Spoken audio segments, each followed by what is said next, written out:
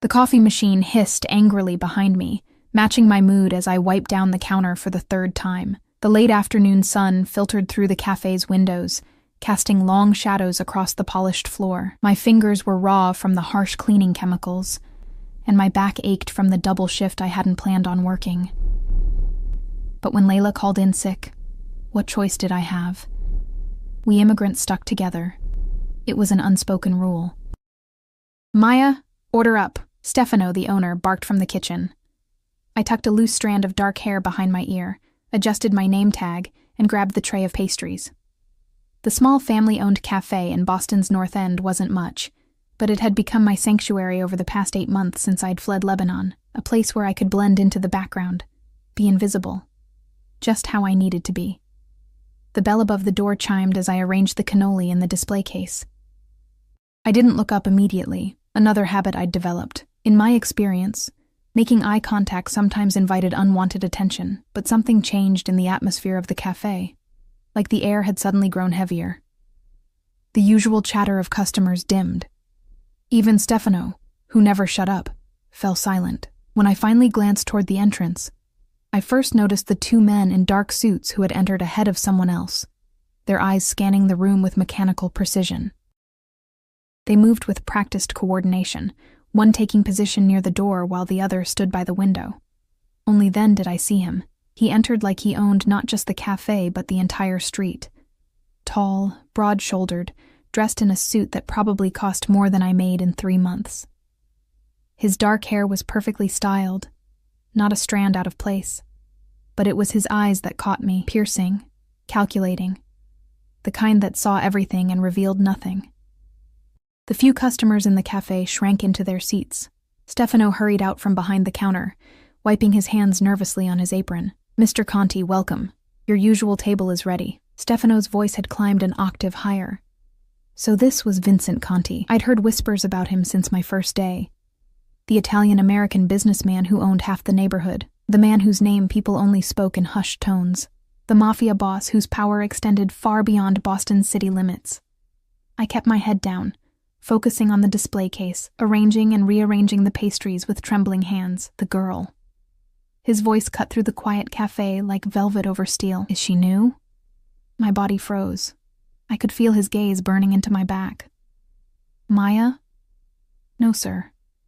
She's been with us for several months now. Excellent worker, very quiet." Stefano's words tumbled out rapidly. The sound was non-committal, but somehow threatening. I heard footsteps approaching, expensive shoes clicking against the tiled floor. My heart pounded so loudly I was certain everyone could hear it. "Coffee, please. Black." He was at the counter now, his cologne, something woodsy and expensive, enveloping me. I nodded, still not meeting his eyes, and turned to prepare his order. My hands trembled as I operated the espresso machine. Don't drop it. Don't spill it. Don't give him any reason to notice you more than he already has. When I placed the cup on the counter, I made the mistake of looking up. His eyes captured mine, dark and intense, and I couldn't look away. Something flashed across his face. Surprise, perhaps curiosity, before his expression settled back into cool indifference. "Thank you, Maya." My name in his mouth sounded different, almost intimate, and it sent an involuntary shiver down my spine. He left a $100 bill on the counter. "Keep the change." I watched as he walked to his table by the window, where one of his men pulled out a chair for him.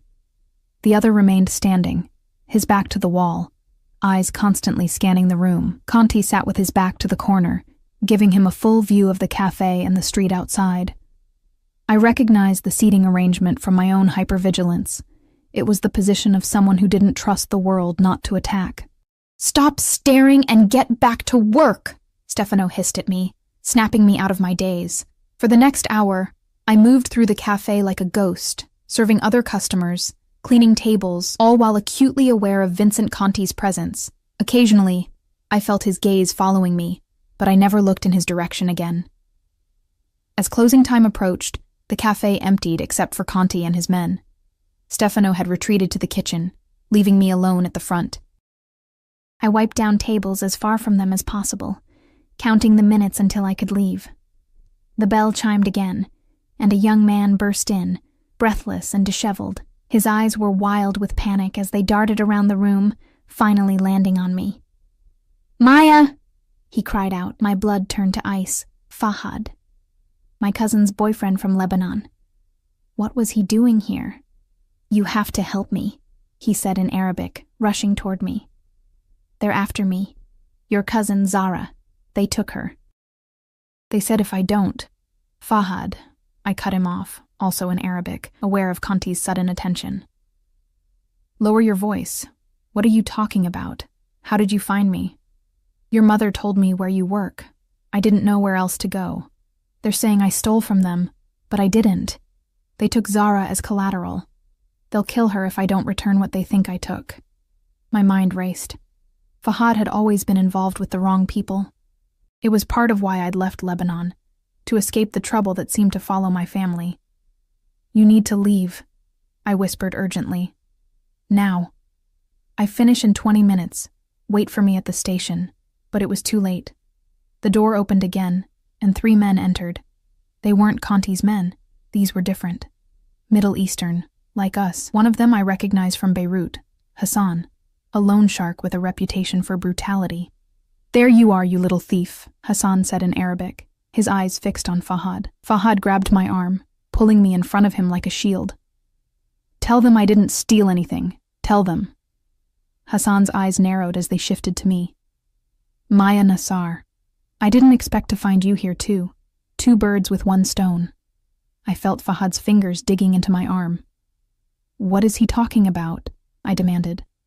"Your cousin owes us money," Hassan said, switching to heavily accented English. "And now so do you. Your mother signed for your debt before you ran away." "That's a lie," I hissed. "I paid everything before I left." Hassan smiled coldly. "Interest accumulates quickly." I was vaguely aware that Conti and his men had risen from their table, watching the unfolding scene with calculated interest. "Please," I said to Hassan, my voice steady despite my fear. "This is not the place. Let's discuss this elsewhere. No discussions," Hassan replied.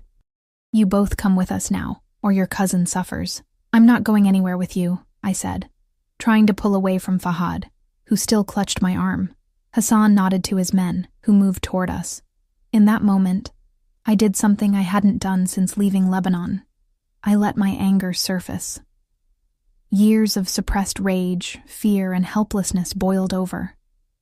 I spoke the words in Arabic, a curse my grandmother had taught me, ancient and vicious. The syllables felt hot on my tongue, like burning coals. It wasn't that I believed in curses, but the words carried the weight of my fury, my defiance. The cafe fell silent. Hassan's eyes widened slightly, then narrowed. "You dare!" A chair scraped against the floor. Vincent Conti stood, straightening his suit jacket with deliberate slowness. He said something to one of his men in Italian, then approached our group with unhurried steps. "Is there a problem here?" His voice was calm, almost pleasant, but there was steel beneath the surface. Hassan turned, clearly annoyed at the interruption, until recognition dawned on his face. He took a step back. "No problem, Mr. Conti, just collecting on a debt." Conti's gaze swept over Hassan, then his men, assessing and dismissing them in seconds before landing on me. His lips curved into something between a smile and a smirk. "That was quite a colorful phrase," he said to me. His eyes gleamed with amusement. "Repeat that," while looking into my eyes. The request caught me off guard. Had he understood what I'd said? Impossible. "I don't know what you mean," I replied, my voice barely above a whisper. "The curse," he clarified, stepping closer. "Say it again." I swallowed hard. Fahad's grip on my arm had loosened in shock. Hassan and his men remained frozen, uncertain how to proceed now that Conti had involved himself. "It was nothing," I said. Conti reached out, his fingers brushing against my chin, tilting my face upward until I had no choice but to meet his gaze. "I disagree. It was quite something." Time seemed to stand still as we looked at each other. There was curiosity in his eyes, and something else. A recognition, as though he'd found something unexpected and fascinating. I felt exposed, as if he could see through all my carefully constructed barriers. "Mr. Conti," Hassan started, breaking the spell. This is a private matter. Not anymore. Conti cut him off without looking away from me. You're in my neighborhood now, and it seems to me that you're harassing one of my favorite cafe's employees. Hassan's face hardened. With all due respect, these people owe— I don't care what you think they owe, Conti interrupted, his voice still pleasant, but his eyes cold as he finally turned to Hassan. What I care about is that you're disrupting my evening coffee. That makes it my business. He gestured to his men, who moved forward with silent efficiency. Now, you have two options.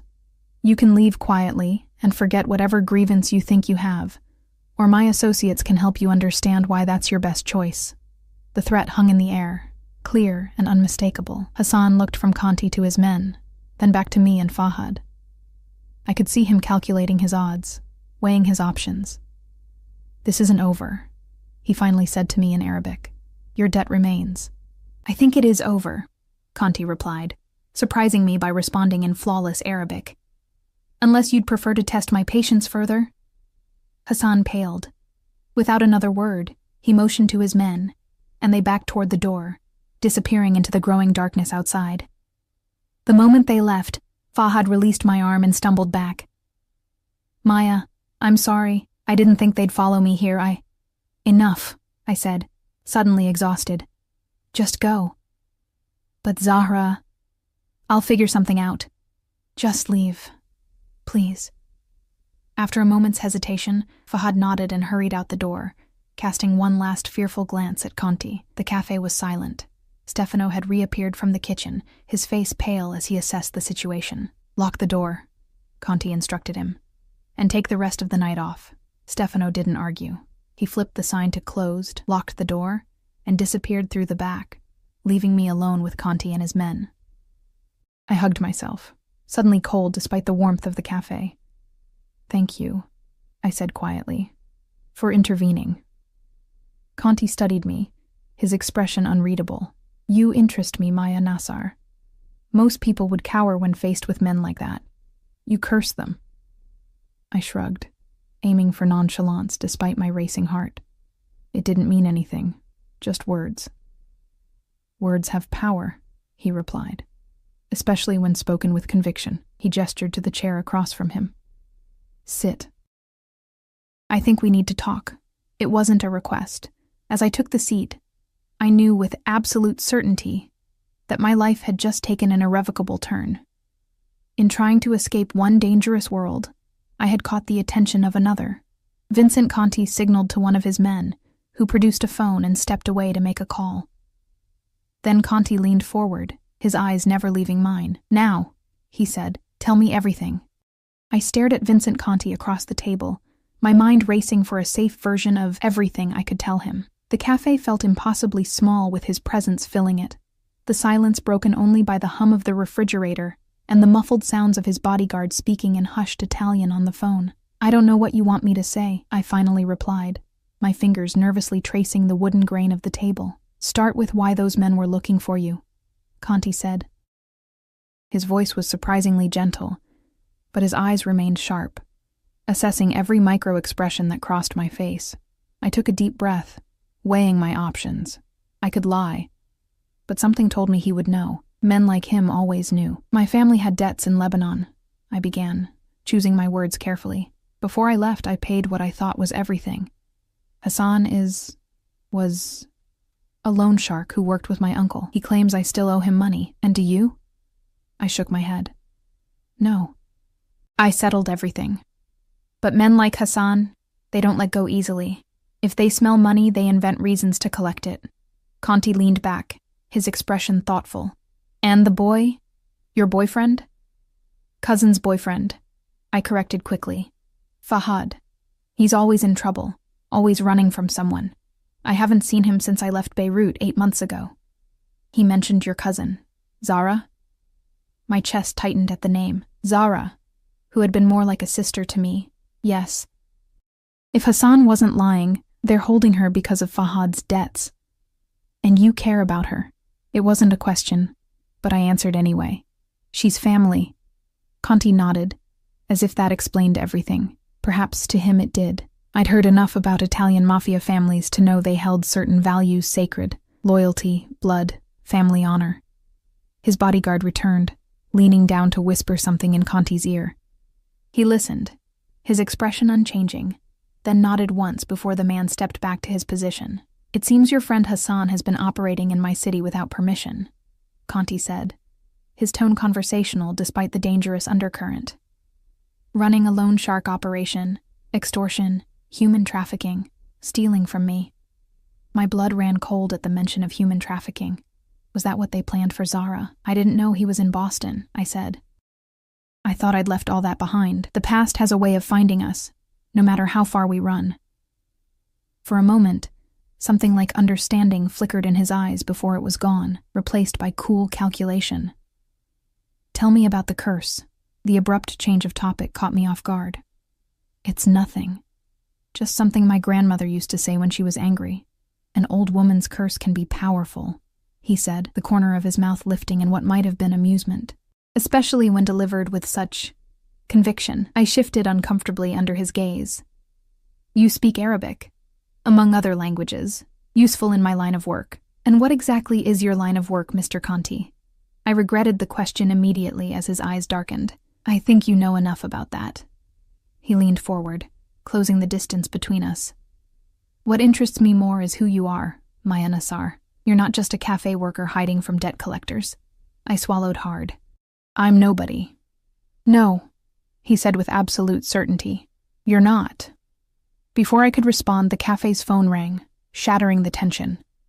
I jumped, but Conti merely gestured for me to answer it. On shaky legs, I walked to the counter and picked up the receiver. "Stefano's Cafe, we're closed." "Maya." Hassan's voice sent ice through my veins. "You have 1 hour to meet us, or your cousin loses a finger. For every hour after that, she loses another." "Where?" I whispered, turning away from Conti, though I knew he could hear every word. "The old warehouse at the harbor. Come alone." The line went dead. I slowly hung up, my hand trembling. "You're not going," Conti stated from behind me. I turned to face him. "I have to. They have Zara. And they'll have you too, if you go." He pulled out his phone, typing something quickly. "My men are already tracking Hassan. We'll find your cousin another way." "Why would you help me?" I asked, genuinely baffled. "You don't know me." He studied me for a long moment. "Let's just say I recognize something in you. Something familiar." The way he said it made my skin prickle, though not unpleasantly. It felt dangerous to be seen so clearly by someone like him. "Besides," he continued, "Hassan crossed into my territory. That can't go unanswered." His phone buzzed. He glanced at it, then back at me. "My car is outside. We're leaving." "We? You're coming with me. Until this is resolved, you're under my protection." The word protection sounded like both a promise and a threat. "I can't just—" "You can and you will." His tone brooked no argument. "Unless you'd prefer to meet Hassan alone?" I bit my lip, thinking of Zara, of the terror she must be feeling. "What about my cousin?" "My men will find her." He stepped closer, into my personal space. "Trust me, Maya. This is what I do." Trust him? A mafia boss I'd met hours ago? But what choice did I have? "I need to get my things from my apartment," I said, relenting. He nodded. "We'll stop there first." Outside, a sleek black SUV waited, engine running. One of his men opened the rear door, and Conti gestured for me to enter. The interior was luxurious, all leather and polished wood, the windows tinted so dark that the outside world appeared only as shadowy shapes. Conti slid in beside me, the scent of his cologne filling the confined space. "Address?" he asked. I gave the driver directions to my small apartment in East Boston. As we pulled away from the cafe, reality began to sink in. I was in a car with Vincent Conti, the most feared man in Boston. I'd become entangled in his world. There would be no going back from this. The ride was silent. Conti typed on his phone, occasionally speaking in rapid Italian to one of his men. I stared out the window, watching my familiar neighborhood transform into the unknown. When we arrived at my building, Conti insisted on accompanying me upstairs. one of his men leading the way, the other following behind. My apartment was on the third floor of a run-down building with unreliable heating and paper-thin walls. I felt a flush of embarrassment as Conti stepped inside, his expensive suit and commanding presence at odds with my modest surroundings. 5 minutes, he said. Pack only what you need. I nodded and moved to my bedroom, a tiny space barely large enough for a bed and dresser. From underneath the mattress, I retrieved my savings, nearly $3,000 in cash, every penny I'd managed to save since arriving in America. I stuffed it into a backpack along with some clothes, my passport, and a small photo album. The only mementos I had of my life before. In the bathroom, I grabbed my toiletries and the bottle of perfume my mother had given me before I left Lebanon. It smelled of jasmine and cedar, scents that reminded me of home. When I returned to the living room, Conti was examining the small collection of books on my shelf, mostly English-language textbooks and a few Arabic poetry volumes. "You're studying," he observed. "I was in university in Beirut," I replied. "Literature. Before everything." He nodded, selecting one of the poetry books and flipping through it. Mahmoud Darwish. Good choice. I stared at him, surprised that he would recognize the Palestinian poet. He caught my expression and almost smiled. "I'm not just what you think I am, Maya." Before I could respond, his phone rang. He answered, listened for a moment, then spoke rapid Italian. His expression darkened. "We need to go," he said, ending the call. "Now." "What's wrong?" "Hassan's men. They've been watching your apartment." My heart raced. "How did they?" "They followed your friend Fahad, most likely." He gestured to his men, who immediately moved into position, one checking the hallway, the other the window. "We need a different exit." "There's a fire escape," I said, moving to the window in my bedroom. "It leads to the alley behind the building." Conti nodded to one of his men, who quickly checked the route, then gave a signal that it was clear. "Stay close to me," Conti ordered, taking my arm. His touch was firm, but not painful, and despite everything, I felt oddly safe with his hand guiding me. We descended the fire escape quietly, the metal creaking slightly beneath our weight. The night air was cool against my skin, carrying the scent of salt from the nearby harbor. When we reached the ground, Conti's grip tightened as he pulled me into the shadows of the alley. "Wait," he whispered, his breath warm against my ear. Footsteps approached from the street. 2 men passed the alley's entrance, their silhouettes visible in the dim light. They carried guns, poorly concealed beneath their jackets. "Hassan's men," I breathed, instinctively pressing closer to Conti. He nodded, one arm wrapping around my waist, holding me against him as we waited for the men to pass. I could feel the steady rhythm of his heartbeat against my back, strong and calm despite the danger. Once the men had moved on, Conti guided me through a maze of back alleys until we reached a different street where another black SUV waited. His men had clearly coordinated the escape route with military precision. As we settled into the vehicle, Conti turned to me. "You're not safe at home anymore. You'll stay at my house until this is resolved." It wasn't a question, or even a suggestion. It was a statement of fact. "And Zara?"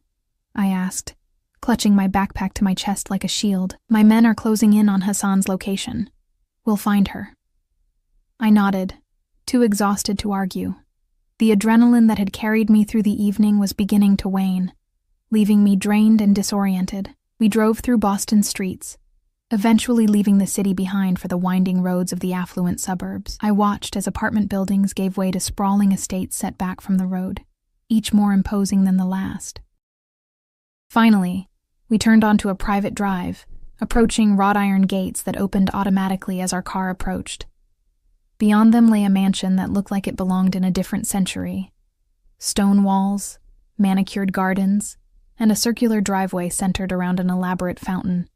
"This is where you live?" I couldn't keep the awe from my voice.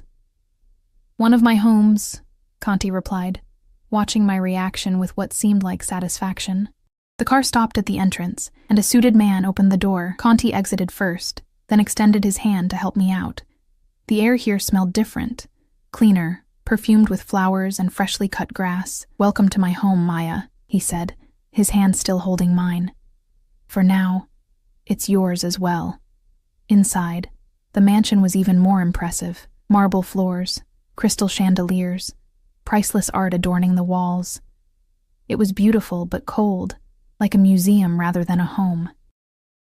"Alessandro will show you to your room," Conti said, gesturing to an older man in formal attire who had appeared silently at my side. "Get some rest. We'll talk more in the morning." "But Zara is being handled," he assured me.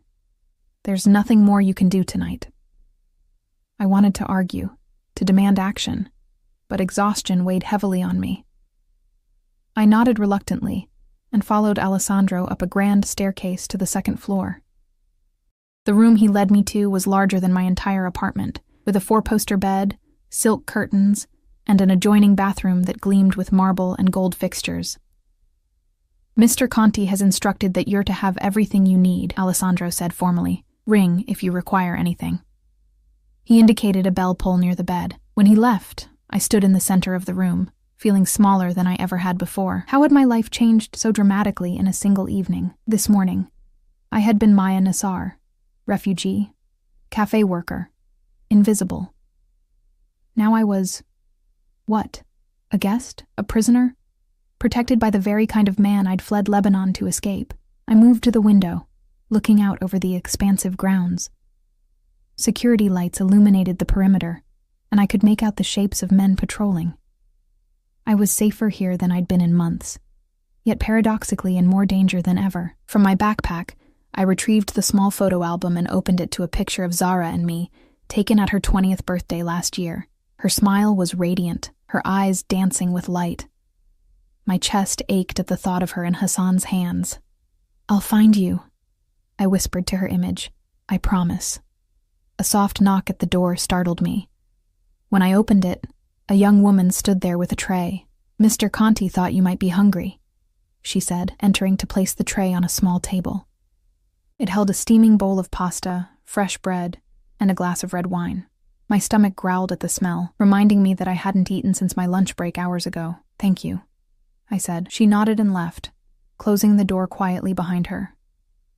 I ate mechanically, barely tasting the food despite its obvious quality. My mind was too full of the day's events, of Hassan's threats, of Zara's peril, of Vincent Conti's intense gaze as he said, "Repeat that," while looking into my eyes. After showering in the luxurious bathroom, I changed into a t-shirt from my backpack and climbed into the massive bed. Despite its comfort, sleep eluded me. Every time I closed my eyes, I saw Zara's face, or Hassan's cruel smile, or Conti's penetrating stare. Hours later, I was still awake when my door opened silently. I tensed, ready to scream, when Vincent Conti's silhouette appeared in the doorway. "We found her," he said simply. I sat up, my heart pounding. "Zara? Is she alive?" Scared, but unharmed. He stepped into the room, his face half illuminated by the moonlight streaming through the window. "My men are bringing her here now." Relief flooded through me, so intense I felt dizzy with it. "Thank you," I whispered, tears springing to my eyes. "Thank you." Conti moved closer, until he was standing at the foot of my bed. "Don't thank me yet, Maya. This isn't over." Hassan escaped. My relief curdled into renewed fear. "What does that mean?" "It means you and your cousin will remain here, under my protection, until he's found." His voice was soft but unyielding. "It means you're now firmly in my world." The way he said it, my world, sent a shiver of both fear and something else. Something I didn't want to name, down my spine. "Why are you doing this?" I asked, the question that had been burning in me since he first intervened at the cafe. "What do you want from me?" In the half-light, I saw his lips curve into that same not-quite smile. "You intrigue me, Maya Nassar. That's not something that happens often in my life." Before I could respond, he turned to leave. At the doorway, he paused, looking back at me over his shoulder. "Rest. Your cousin will be here by morning." And then he was gone, leaving me with more questions than answers, and the unsettling realization that I was now bound to Vincent Conti in ways I didn't fully understand. Block 3. Sleep eventually claimed me in the early hours of the morning, a restless slumber filled with fragmented dreams of dark alleys and piercing eyes. I woke to sunlight streaming through unfamiliar curtains and the disorienting sensation of not knowing where I was until memory flooded back. The cafe, Hassan, Conti, Zara. Zara. I bolted upright, remembering Conti's midnight visit. Had they really found her? Was she here? A soft knock at the door answered my question. Before I could respond, it opened, and there she stood, my cousin, pale and thin, dark circles under her eyes, but alive and whole. Maya, she whispered, her voice breaking on my name. I was out of the bed in an instant, wrapping her in my arms, breathing in the familiar scent of her hair. She trembled against me, her tears dampening my shoulder. Are you hurt? Did they hurt you? I pulled back, scanning her face, her arms, looking for any sign of injury. She shook her head. No, they scared me, but... She glanced over her shoulder at the open doorway, where one of Conti's men stood watching impassively. His people came, like avenging angels, Maya.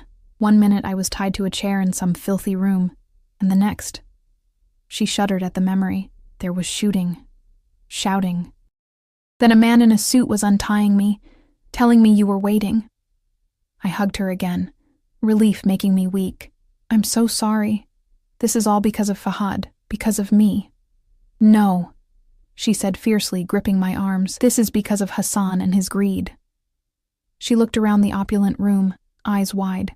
Maya, where are we? Who is this man who helped us? I hesitated, unsure how to explain Vincent Conti to someone who'd grown up, as I had, fearing men of his kind. He's someone powerful. He's protecting us. Zara's expression grew wary. Protecting? Or keeping? The question hit too close to the uncertainty I'd been feeling. Before I could answer, a new voice came from the doorway. Both, for the moment. Vincent Conti stood there, immaculate in another perfectly tailored suit, his presence immediately dominating the room. Zara stiffened beside me, instinctively moving closer to my side. Ms. Nassar, he addressed Zara with a formal nod. I trust you've been made comfortable? Yes, Zara replied cautiously. Thank you for helping me. Maya is important to you. You are important to her. Conti stated this as simple fact. Therefore, your safety is now my concern. The proprietary way he spoke sent a flutter through my stomach, half warning, half something else I didn't want to examine too closely. How long must we stay here? I asked, trying to keep my voice steady. Until Hassan is found. Conti's eyes met mine, challenging. Unless you're eager to leave my protection? The question hung in the air between us. I thought of my tiny apartment, now compromised, of the cafe, no longer a safe haven, of the life I'd built in Boston, suddenly in shambles. No, I admitted finally. We have nowhere else to go. Something like satisfaction flickered across his face. Then it settled. You'll remain as my guests. He turned to leave, then added, Breakfast is waiting downstairs. Alessandro will show you to the dining room when you're ready. After he left, Zara turned to me with wide eyes. Maya, who is he? Really? I sighed, sitting on the edge of the bed. Vincent Conti. He owns half of Boston's North End. He's... well, they call him the king of the Italian Mafia here. And we're in his house? Under his protection? Zara's voice rose with each question. Have you forgotten what men like him did to our family in Beirut? He's not like the men in Beirut, I said, though I wasn't sure why I felt the need to defend him. He helped us when he had no reason to. Men like him always have reasons, Zara replied darkly. What does he want from you, Maya? I thought of Conti's words. You intrigue me. I don't know, I answered honestly. We dressed in silence, me in clothes from my backpack, Zara in items that had been provided for her, expensive clothes that fit her perfectly, raising questions about how Conti had known her size. Alessandro was waiting outside our door, his expression professionally blank as he led us through the mansion's corridors. I tried to memorize the route, noting exits and windows out of habit, another survival skill I'd developed in Lebanon. The dining room was as grand as the rest of the house, with a table that could seat 20 but was set for only 3. Vincent Conti sat at the head, reading something on a tablet. He stood as we entered, gesturing for us to join him. "Did you sleep well?" he asked as we took our seats, his question clearly directed at me. "Yes, thank you," I lied, avoiding his eyes. I could feel Zara watching our interaction with wary curiosity. Breakfast was served by silent staff: fresh fruit, pastries, eggs, coffee that tasted better than what we served at the cafe. I ate little, my appetite diminished by tension. Zara did the same, though I noticed her eyeing the food with the longing of someone who hadn't eaten properly in days. "You should eat," Conti said to her, his observation gentle rather than commanding. "Regain your strength." Zara hesitated, then took a pastry, biting into it with cautious pleasure. I felt a strange rush of gratitude toward Conti for his sensitivity. "What happens now?" I asked after several minutes of silence. Conti set down his coffee cup, his expression thoughtful. "Now we wait. My men are hunting Hassan. It's only a matter of time. And then? And then you'll be safe." I frowned. "Just like that? You'll help us and expect nothing in return?" A slow smile spread across his face, making him look younger, almost boyish. I didn't say that. My stomach dropped. "What do you want?" "For now, your company." He leaned forward slightly. "You're different, Maya. You have fire in you. I saw it when you cursed Hassan." I felt Zara's questioning gaze but didn't look at her. "I'm nobody special. We both know that's not true." Conti stood, smoothing his suit jacket. "Rest today. Consider yourselves my guests. My home is open to you, though I'd ask that you remain on the grounds, for your safety." With that, he left, leaving us alone in the vast dining room. "What was that about a curse?" Zara asked immediately. I told her about the encounter at the cafe, about the ancient words our grandmother had taught us, words I'd hurled at Hassan in a moment of defiance. "And this Conti, he was impressed by that?" "I think he was surprised," I corrected. "He's probably used to people cowering before him, not fighting back." Zara studied me. "Be careful, Maya. I've seen how he looks at you. It's not like that," I protested, though heat rose to my cheeks. "Isn't it?" Zara's voice was soft with concern. "Just remember who he is, what he is." We spent the day exploring the mansion's permitted areas, always aware of Conti's men watching discreetly from a distance. The house was a testament to wealth and power. Every room perfectly appointed, every surface gleaming. Yet it felt hollow somehow, like a museum rather than a home. In the afternoon, we discovered a library that took my breath away. Floor-to-ceiling shelves filled with books in multiple languages. I ran my fingers along the spines, marveling at first editions and rare volumes I'd only read about in my literature studies. "You appreciate books." I turned to find Vincent Conti watching from the doorway, his expression softer than I'd seen it before. "I was studying literature before." I gestured vaguely, encompassing all that had forced me to flee Lebanon. "Before life intervened," he finished for me, entering the room. "What was your focus?" "Comparative literature, East meets West, breaking down cultural barriers through shared stories." He nodded, approaching a shelf and selecting a volume. The world could use more of that understanding. The comment surprised me. It seemed at odds with what I knew, or thought I knew, about him. "This was my mother's collection," he said, his voice taking on a different quality. "She believed books were windows into other lives, other worlds." "She sounds wise," I replied, watching him carefully. She was. The past tense hung between us. "She died when I was 15. "I'm sorry." The words felt inadequate. He replaced the book and turned to me, his expression once again unreadable. "Tonight I'm hosting a dinner. Business associates. I'd like you to join us." The request, or was it a command, caught me off guard. "Me? Why?" "Because I ask it." His eyes held mine, a challenge in them. "Wear the dress you'll find in your room." Before I could respond, he was gone, leaving me with the unsettling feeling that I had just been maneuvered into something I didn't fully understand. When I returned to my room, I found Zara already there, staring at 2 garment bags laid across the bed.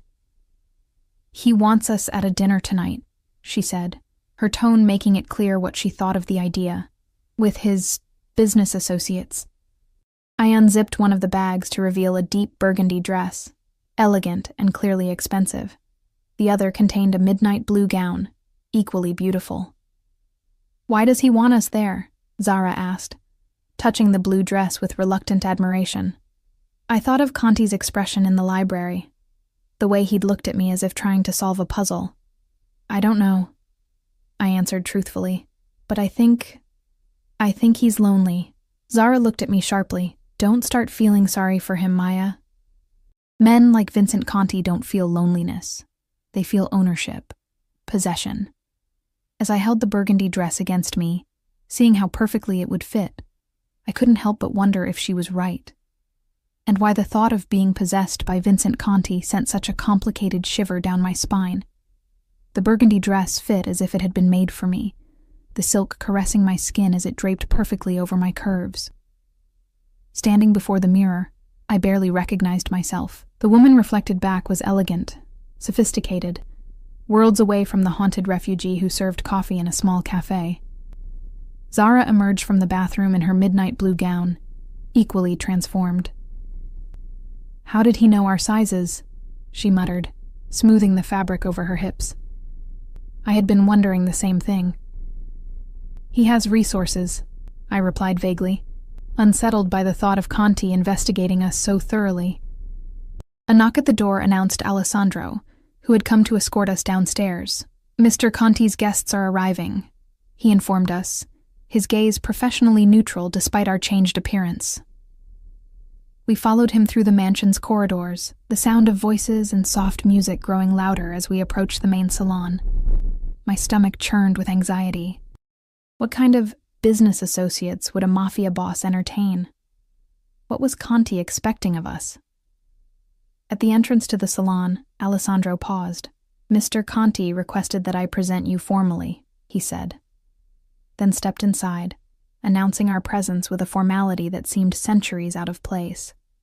All conversation halted as we entered. The room was filled with men in expensive suits, a few accompanied by glamorous women draped in jewelry.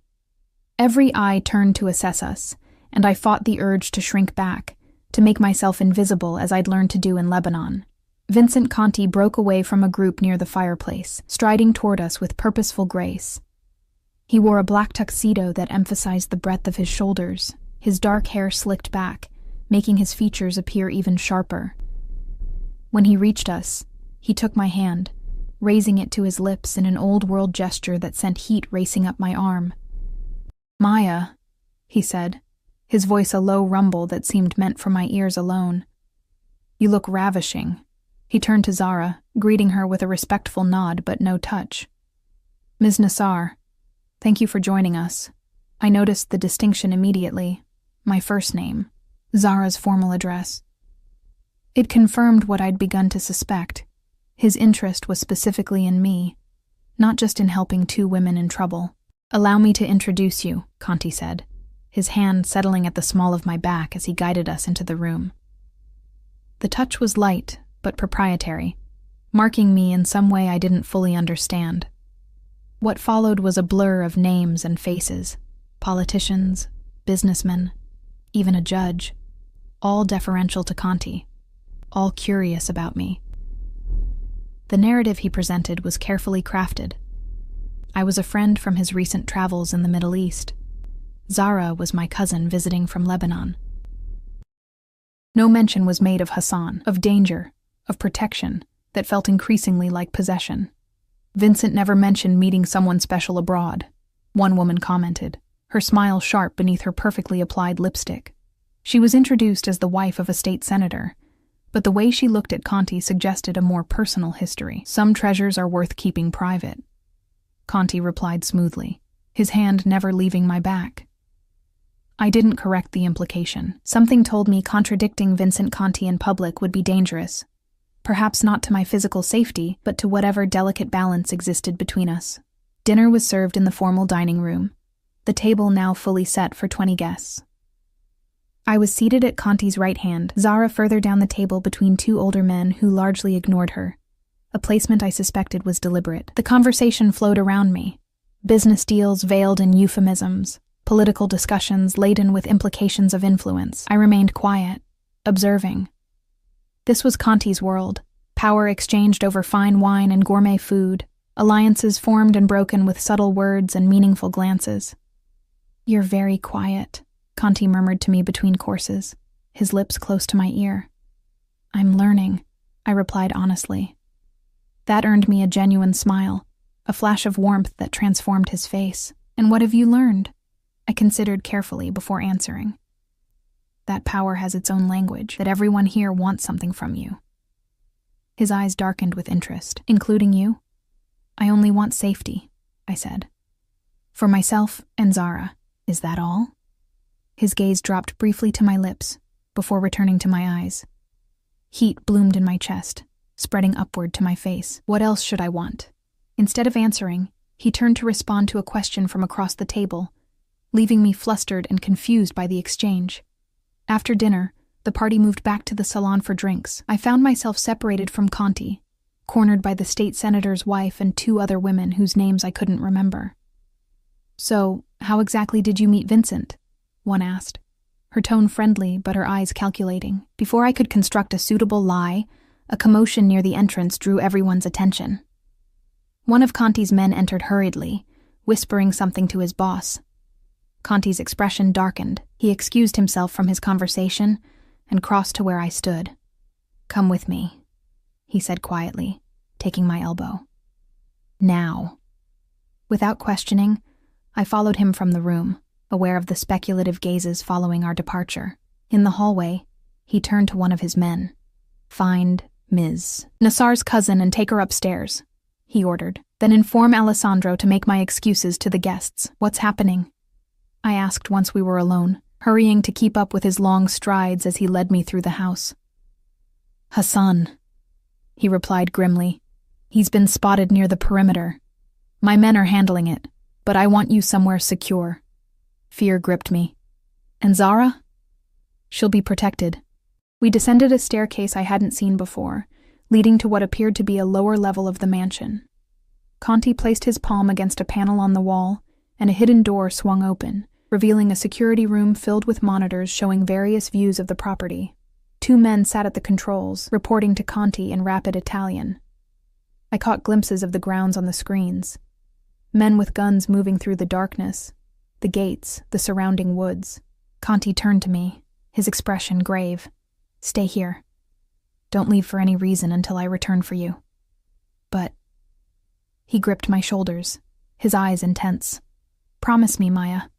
The urgency in his voice silenced my protest. "I promise." With a curt nod, he released me and spoke to the security personnel before departing, the hidden door closing behind him. Left alone with the two security men, who studiously ignored me while monitoring the screens, I paced the small room. On the monitors, I could see Conti emerging from the house, gun in hand, joining his men as they secured the perimeter. My heart raced. Was Hassan really out there?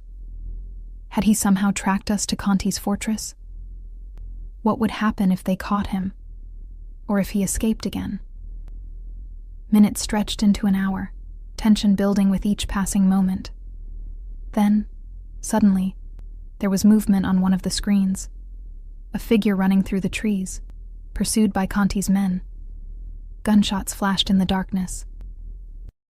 The security men spoke urgently into their communications devices, tracking the chase. I pressed closer to the monitors, trying to make sense of the chaos unfolding on the screens, and then I saw it. Another figure approaching the house from a different direction, undetected by the security focused on the first intruder. The realization hit me like a physical blow. It was a diversion. "There!" I pointed at the screen.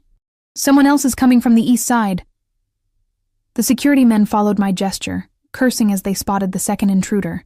One immediately radioed the information to the teams outside while the other zoomed in the camera. The figure moved with purpose, clearly familiar with how to avoid detection. As he approached a side entrance, the camera caught his face, and my blood froze. Not Hassan, but Fahad. Zara's boyfriend, the one who had started all this. "That's Fahad," I said urgently. "He's with Hassan. He's the one who brought this danger to us." The security man nodded, relaying the information. On another screen, I could see Conti receiving the message, his face hardening as he changed direction, heading back toward the house, but it was too late. On the monitors, we watched as Fahad somehow bypassed the security system on a side door and slipped inside. "He's in the house," I whispered, horror washing over me. "Zara, she's upstairs." The security man tried to reassure me that Zara was protected, but a terrible suspicion had taken root in my mind. What if Fahad wasn't here to hurt us, but to rescue Zara? What if he convinced her to go with him? I thought of Zara's wariness toward Conti, her distrust of men like him. Would she choose to leave with Fahad, not knowing he was working with Hassan? Without conscious decision, I moved toward the door. "Ms. Nassar," one of the security men called sharply. "Mr. Conti ordered you to stay here." "My cousin is in danger," I replied, my hand on the door panel. "We've alerted security upstairs. They'll protect her." But I couldn't take that chance, not with Zara. "I'm sorry," I said, and before they could stop me, I slipped through the door. I found myself in a dimly lit corridor that I didn't recognize.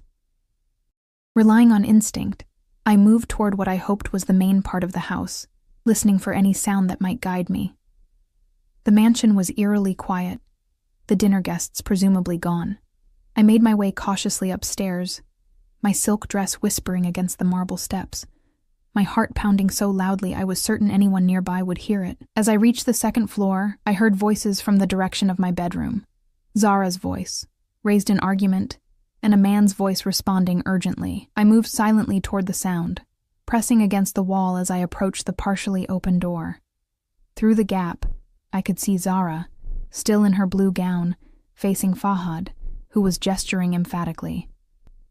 "We have to go now," he was saying. "I've created a diversion, but it won't last long." "You're working with Hassan," Zara accused, backing away from him. "Maya told me everything. It's not like that," Fahad insisted.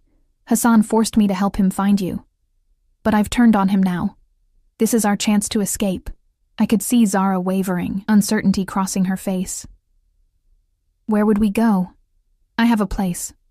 We'll be safe, I promise." It was the same empty promise he'd made before, the one that had led to Zara's capture. I couldn't let her fall for it again. Taking a deep breath, I pushed open the door. "He's lying, Zara." They both turned, Fahad's expression shifting from surprise to calculation in an instant. "Maya," he said, forcing a smile.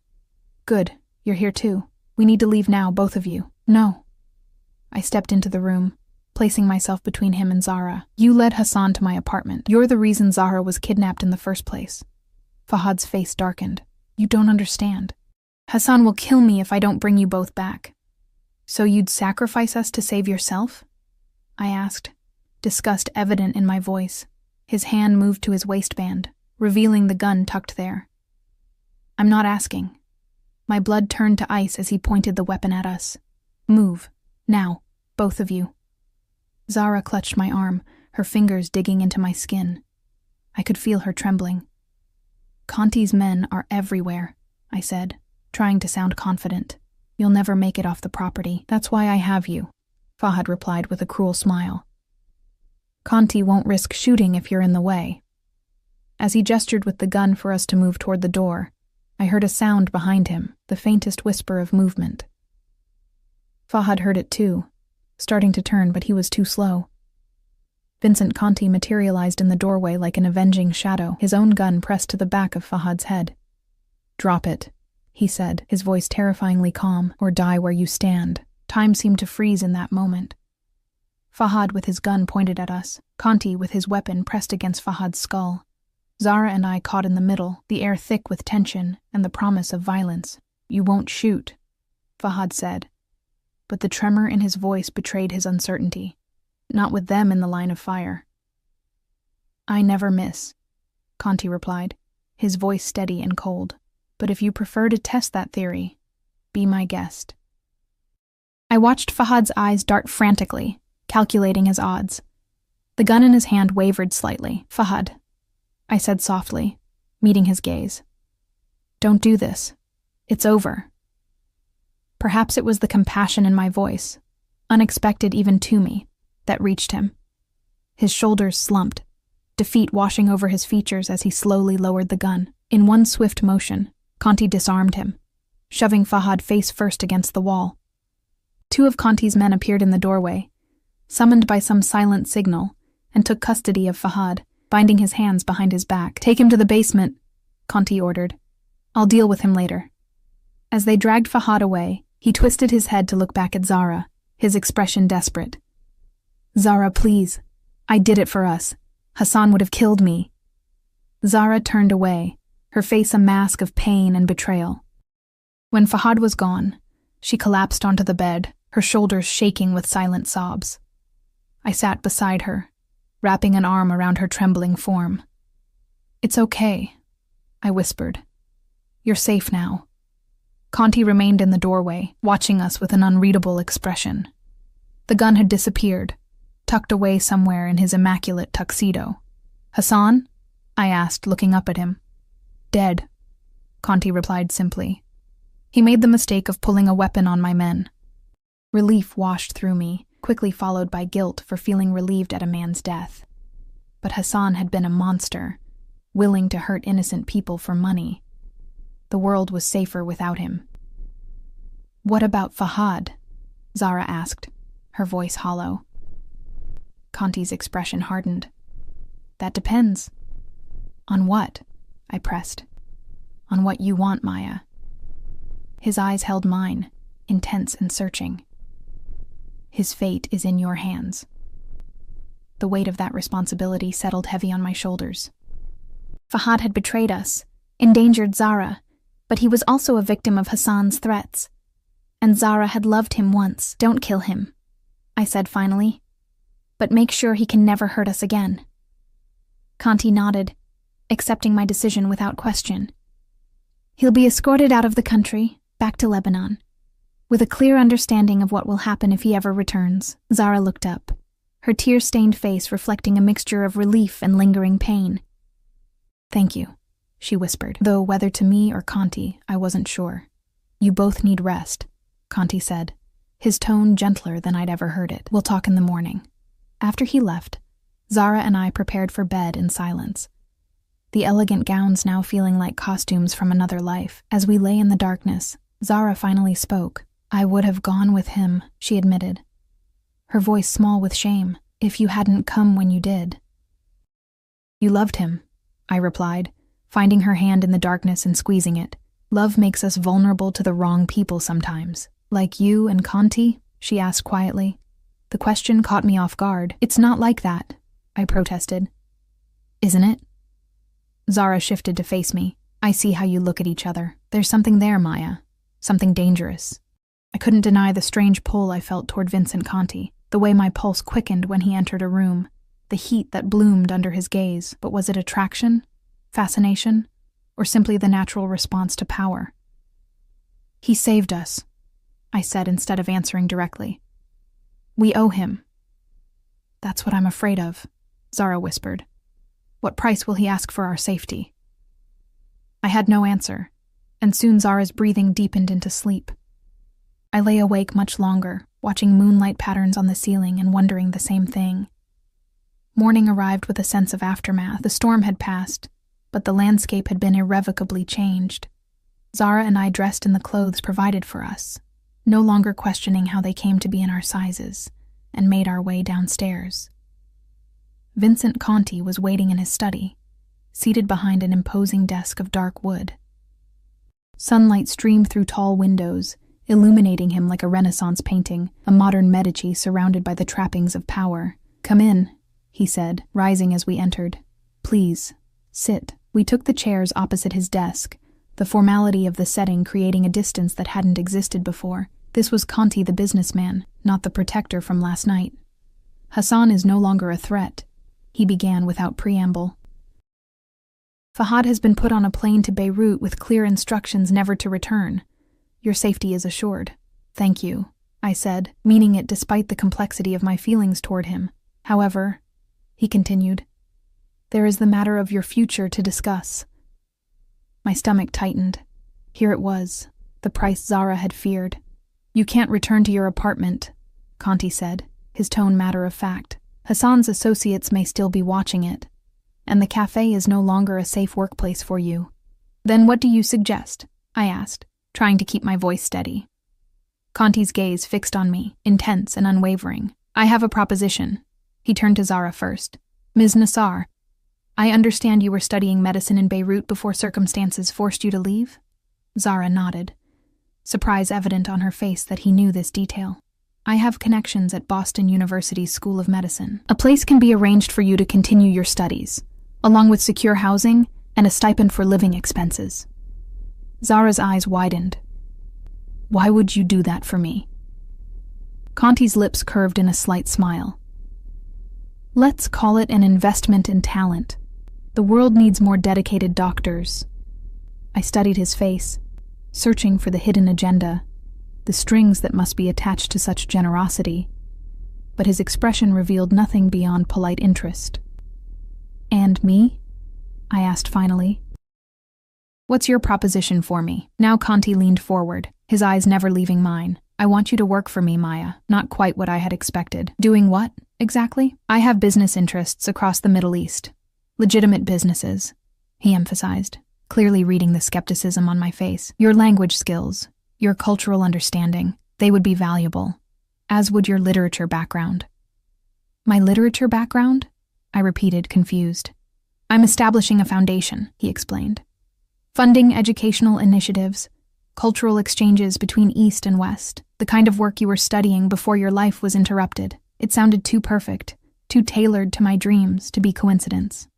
You investigated me, I said, realization dawning. Before last night, before Hassan even appeared at the cafe. Conti didn't deny it. I notice unusual people, Maya. You caught my attention the first time you served me coffee. A woman with your education and background, hiding in plain sight as a waitress? I was curious.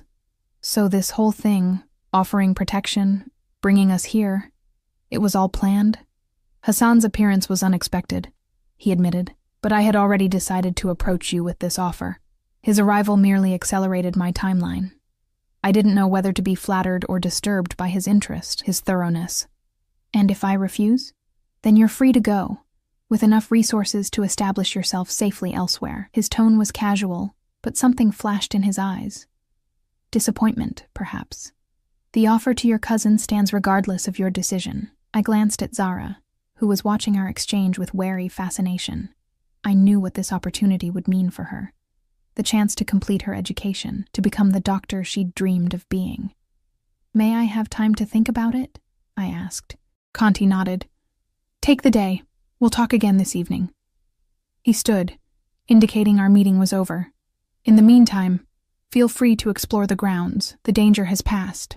Outside in the garden, Zara and I walked in silence for several minutes, absorbing the morning sunlight and the scent of roses. What are you thinking? Zara finally asked. That it seems too good to be true, I replied honestly. Men like Conti don't offer something for nothing. Zara nodded, stopping to examine a blood-red rose. But what is he really asking for? Your skills, or you? The question echoed my own doubts. What did Vincent Conti truly want from me? We spent the day in a strange limbo, enjoying the luxury of Conti's estate while weighing the implications of his offer. He was absent, attending to business elsewhere, which gave me space to think without the distraction of his presence. As evening approached, Alessandro informed me that Mr. Conti wished to see me in the library. Alone. Zara squeezed my hand. Whatever you decide, she said, I'll support you. We'll find a way forward, together or apart. The library was bathed in the golden light of sunset when I entered. Conti stood by the window, his profile outlined against the dying day. He turned at my approach, and something in his expression made my heart beat faster. Have you decided? He asked without preamble. I moved further into the room, running my fingers along the spines of books, anchoring myself in the tactile reality of leather and paper. Before I answer, I need to understand something, I said, finding courage in the familiar surroundings of books. What do you really want from me, Vincent? It was the first time I'd used his first name. It hung in the air between us, intimate and charged. He closed the distance between us with measured steps. I told you before. You intrigue me. You have fire, intelligence, resilience. Those are rare qualities, Maya, valuable ones. In an employee? I challenged, holding my ground as he approached. In anyone. He was close enough now that I could smell his cologne, feel the heat radiating from his body. But especially in someone I might consider more than an employee. There it was, the unspoken current that had been running beneath our interactions from the beginning. I don't want to be owned, I said softly. I left Lebanon to escape men who thought women were property. I don't want to own you, he replied, his voice equally soft. I want to know you. The real Maya Nassar, not the frightened refugee hiding in a cafe, but the woman who curses her enemies and protects her family with a fierceness that rivals my own. His honesty disarmed me. I had expected manipulation, not vulnerability. Your work offer, I said. Is it contingent on personal involvement? Vincent shook his head. The position is yours regardless. Your talents are genuine, your skills valuable to my business. What develops between us personally, if anything, is separate. And Zara's education? Also guaranteed, no matter what you decide. His expression softened. I'm not Hassan, Maya. I don't use people's loved ones as leverage. I believed him, surprising myself with the realization, despite everything I knew about who he was, what he was capable of. I trusted Vincent Conti's word. Then yes, I said finally. I accept your offer. The professional one, I clarified. As for the personal, that remains to be seen. A slow smile spread across his face, transforming his features from intimidating to genuinely handsome. I can be a patient man when the prize is worth waiting for. He reached out, his fingers brushing a strand of hair from my face with unexpected tenderness. I didn't pull away, allowing myself to acknowledge the electricity in that simple touch. I have one condition, I said, finding my voice. Name it.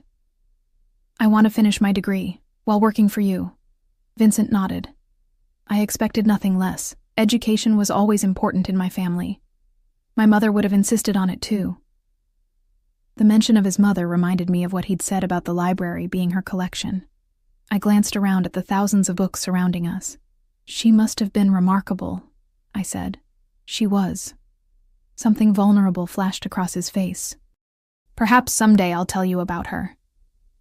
The promise of someday hung between us, a future stretching beyond the immediate crisis that had brought us together. Vincent extended his hand, formal despite the intimacy of our conversation.